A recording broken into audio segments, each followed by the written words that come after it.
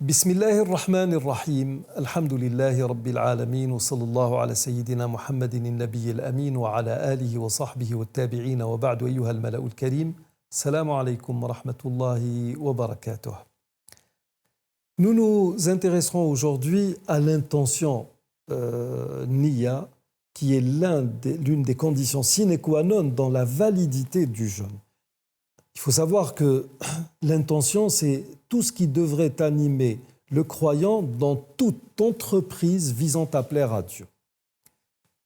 Nous avons cité la dernière fois le début de ce fameux hadith que tout le monde connaît, innamal a'malu binniyat, les intentions ou l'intention domine les actes, mais nous savons aussi que dans tous les domaines liés autant à la religion qu'au juridique, nous prenons l'intention des gens en considération.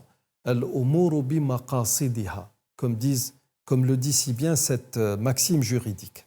Alors, l'imam Malik est d'avis qu'elle est obligatoire autant pour le jeûne de Ramadan que pour un jeûne nafila, surérogatoire.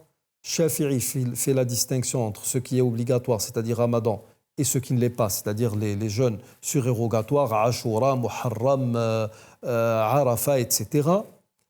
L'imam Abu Hanifa vous dira non, pour les deux, qu'il s'agisse d'obligation ou pas, la chose n'est pas requise. Alors, nous avons la matière de hadith.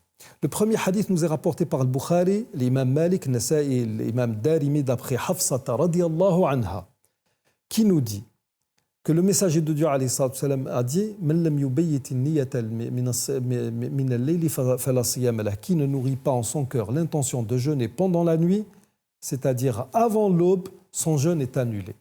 Ceci veut dire que quand le mois de Ramadan commence, vous êtes obligé la veille même de Ramadan de nourrir en vous-même, en votre sein. Vous n'êtes pas obligé de dire Nawaitu an asuma Ramadan, mais dans votre cœur, si vous le voulez, vous êtes dans l'obligation de formuler cette intention. J'ai l'intention, Inch'Allah, de jeûner tout le mois de Ramadan, imanan wa ihtisaban, parfois en Dieu, et en escomptant recevoir ou en comptant recevoir un salaire de Dieu pendant tout le mois de Ramadan. Et si vous ne le faites pas, selon ce hadith, votre jeûne est annulé.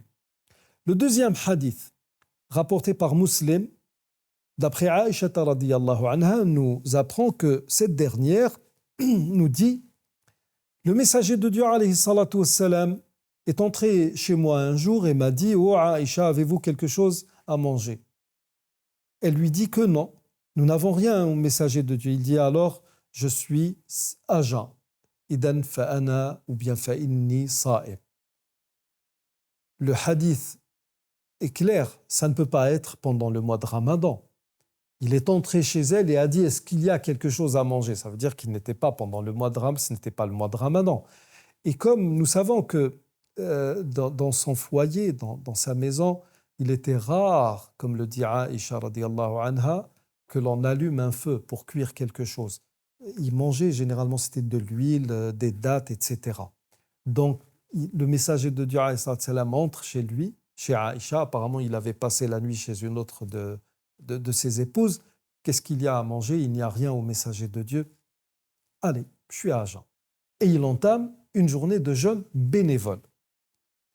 Et donc, quand on étudie ces deux hadiths, vous savez, quand vous avez des hadiths en contradiction en apparence, parce que généralement, les hadiths authentiques ne sont pas contradictoires, les savants de l'islam ont trois manières de procéder. Alors la première est ce que nous appelons en langue arabe « maslakun nasr ». Ça veut dire que on va essayer de voir s'il y a un hadith qui aurait abrogé un autre. Et donc celui qui a abrogé, c'est lui que nous prenons en considération. Le prophète sallallahu alayhi wa sallam, par exemple, a dit une fois à ses compagnons « Ça veut dire qu'auparavant, il leur avait interdit de rendre visite aux tombes, d'aller au cimetière. Ensuite, il leur dit « Non, vous pouvez le faire. » Et nous allons le voir par la suite dans le jeûne. Donc, s'il y a moyen de faire cela, bien sûr, il y a un hadith qui va annuler un autre. La deuxième manière, c'est ce qu'on appelle cela maslakut tarjih, c'est-à-dire qu'on va essayer d'agir par préférence. Les savants, par moment, donnent la préférence à un hadith par rapport à un autre, en utilisant un certain nombre de règles et de critères. Le troisième, qui est le plus utilisé, c'est maslakul jama'. On agit par compilation, en compilant les textes. C'est toujours ce qui est favorisé par l'ensemble des théologiens de la communauté de l'islam. Alors, l'imam Malik, qui a dit que voilà, l'intention est obligatoire, quel que soit le jeûne, quelle que soit sa nature, un jeûne obligatoire de Ramadan ou bien un jeûne surérogatoire, va donner la préférence au premier hadith. Et peut-être que même pour le deuxième hadith, il a compris cela. L'imam Shafi'i va faire la distinction entre le premier hadith et le second.